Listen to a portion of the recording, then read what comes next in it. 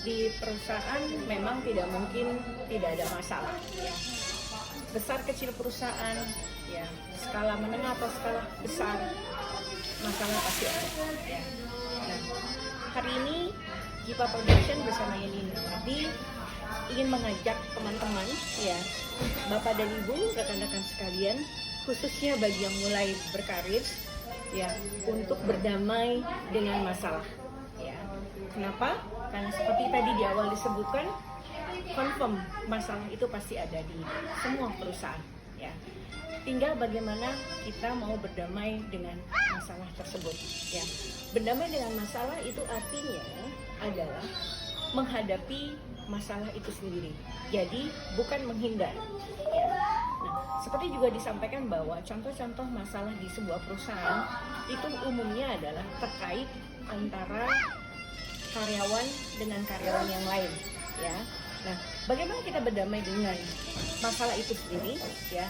Yang pertama adalah kita coba menghadapi masalah itu dengan melakukan introspeksi terhadap diri kita sendiri, ya. Kemudian kita mencoba untuk menanyakan, ya, terhadap karyawan lain atau pihak lain yang membuat masalah dengan kita, ya. Yang ketiga, kita mencoba untuk memperbaiki dari hasil yang sudah dibicarakan tersebut. Nah, yang keempat, apabila memang cara yang kedua itu tidak bisa terpenuhi, maka cobalah melibatkan pihak lain yang dalam aspek ini adalah untuk pihak-pihak yang memiliki kompetensi, ya. Mengapa sebenarnya kita harus berdamai dengan masalah?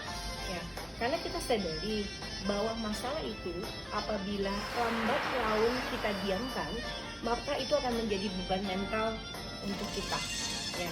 Mari kita coba telaah ini dengan sebuah contoh, ya. Misalnya saja, ya, ada karyawan yang baru pindah di posisi yang baru, ya.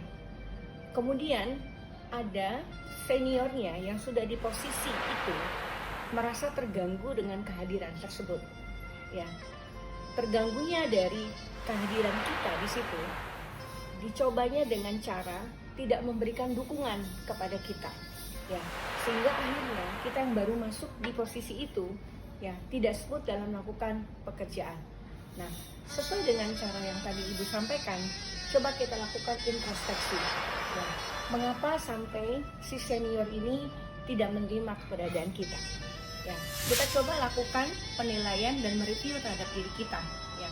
Apakah karena pada saat kita datang di tempat tersebut, tempat baru tersebut, kita angkuh, ya, atau kita kurang melakukan pendekatan, atau mungkin secara umum katakan kita menempatkan diri kita sebagai orang yang dalam tanda kutip wah. Kalau ini dilakukan berarti approach-nya adalah bahwa kalian salah menempatkan diri pada saat masuk di tempat baru tersebut, ya. Nah, kalau sudah melakukan introspeksi dan kita ketemu permasalahannya ada di mana, ya, maka kita bersiaplah untuk datang kepada si senior tersebut, ya. Atau malah justru sebaliknya, kita tidak ketemu, ya. Kita sudah melakukan secara sopan, sebagaimana orang yang memang baru datang, secara etika kita juga tidak menampilkan diri kita sebagai orang yang lebih dari orang lain. Properly itu kita sudah tidak lakukan. Artinya kita menganggap nggak ada yang salah kok dalam diri kita. Ya, mungkin juga bisa didengar dari orang-orang sebelumnya, memang si senior ini yang seringkali punya masalah. Lupakan itu semua, ya. Tetap kita pada koridor, jangan menganggap bahwa ini bukan salah saya, tapi salah orang tersebut, ya. Akan lebih baik kita masuk ke langkah kedua, ya. Langkah kedua adalah kita datang kepada orang tersebut. Kita tanyakan, ya, apa yang tidak disukai, ya, dari diri kita dan apa yang perlu diperbaiki. Ya, memang disadari caranya tidak semudah apa yang Ibu sampaikan, ya. Maka kita harus pandai-pandai juga melihat waktu dan tempat, ya. Umumnya yang paling baik adalah lihat di kondisi pada saat orang tersebut, ya, cukup nyaman untuk didatangi, ya. Dengan perkataan mungkin seperti ini, ya. Katakan saja Ibu ini bernama Ibu Sinta. Ibu Sinta, kapan ada waktu saya ingin sekali bicara dengan Ibu, atau mungkin bisa diajak untuk makan siang bersama, ya, atau melakukan aktivitas di luar pekerjaan, ya. Yang terpenting adalah cari cara yang menurut kalian itu paling tepat untuk Ibu Sinta ini, ya. Namun ingat ya, jangan dilakukan pada saat kondisi jam kerja, dan jangan dilakukan secara langsung, ya, apalagi di depan orang banyak. Ya, ini adalah sesuatu yang tidak baik. Yang baik adalah lakukan secara sopan, ya. Bisa jadi juga bukan secara langsung menyampaikan kepada orang tersebut, tapi bisa juga melalui telepon. Kalau punya nomor handphone atau WA-nya bisa langsung juga melalui WA tersebut. Intinya adalah lakukan cara yang membuat Ibu Sinta ini tidak merasa terancam, tidak merasa ingin dipersamakan dan sebagainya. Ya, tentu ya. Kalau kita bertemu dengan orang yang memang sudah punya satu hal yang kurang baik dengan kita, memang tidak semulus dengan kalau kita punya hubungan baik dengan orang tersebut, itu sudah pasti, ya. Dan itu moral itu yang harus kita tempatkan pada diri kita sehingga kita punya moral lebih merendah, ya, dalam hal ini, ya. Oke, nah kalau waktu sudah ditentukan dan sudah sepakat kepada pertemuan dengan Ibu Sinta tadi, ya, maka cobalah dulu bicara dengan hal-hal yang tidak langsung, ya. Bukalah pembicaraan dengan hal merendah, ya. Baru kemudian kita sampaikan maksud dan tujuan kita, ya. Oke, nah kalau pertemuan itu sudah dilakukan, kita sudah mendapatkan satu pembicaraan, ya. Cobalah untuk memfollow up, ya. Cobalah untuk menindaklanjuti dari hasil pembicaraan tersebut, ya.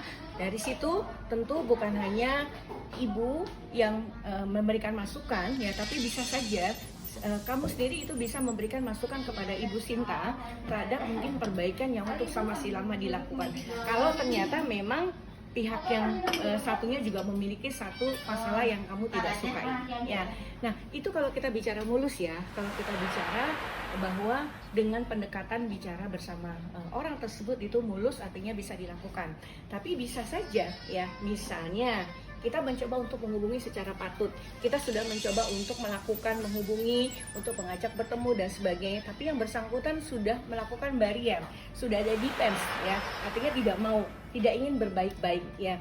Jangan putus asa, jangan hanya sampai di situ, ya. Libatkan pihak ketiga, ya. Dalam hal ini memang tetap perlu waktu, perlu mencari tahu siapa sih pihak ketiga yang bisa dilibatkan, ya. Umumnya adalah kalian bisa menggunakan untuk pihak ketiga ini adalah orang yang terdekat dengan Ibu Sinta, ya. Jadi cari tahu selama ini Ibu Sinta dekat dengan siapa, ya. Sampaikan kepada yang bersangkutan bahwa kamu sudah melakukan pendekatan sebelumnya, ya. Kalau seandainya itu juga tidak ada, artinya tidak ada orang terdekat dengan Ibu Sinta, ataupun mungkin orang terdekat itu tidak mau membantu, ya, karena dalam hal ini merasa ini bukan urusan saya, ini urusan personal kamu dengan Ibu Sinta, misalnya seperti itu. Kita masih punya satu jalur lagi, yaitu HR, ya. Jadi bisa libatkan HR di sini untuk bisa mempertemukan kalian, ya. Dan mungkin kalaupun dari HR juga belum bisa terselesaikan, kita masih punya cara untuk melakukan pendekatan dan mungkin nanti kita bahas di sesi berikutnya. Inilah cara berdamai dengan masalah, ya. Khususnya berdamai dengan masalah kalau kita punya persoalan dengan rekan sekerja, ya. Dalam contoh ini adalah kita punya masalah dengan senior kita di perusahaan, yang memang rata-rata khususnya untuk karyawan-karyawan baru, permasalahannya pasti pada orang-orang yang lebih lama di perusahaan, ya. Berdamailah dengan masalah-masalah di perusahaan, karena dengan berdamai kalian akan lepas dari beban di masalah di perusahaan, karena masalah itu tanpa disadari bisa mengganggu kinerja kalian, khususnya karena di perusahaan atau di dunia kerja tidak ada orang yang bekerja sendiri. Semua orang di dunia usaha itu bekerja dengan orang lain, karena memang dalam hal ini adalah aspek makhluk sosial itu sangat dipakai di dalam dunia kerja. Cukup, ya. Ya, mudah-mudahan kita semua bisa berdamai dengan masalah di perusahaan dan ini akan membuat kalian sukses, ya. Terima kasih. Tim Indrawati bersama Jipa Production. Ketemu lagi di sesi berikutnya. Dah.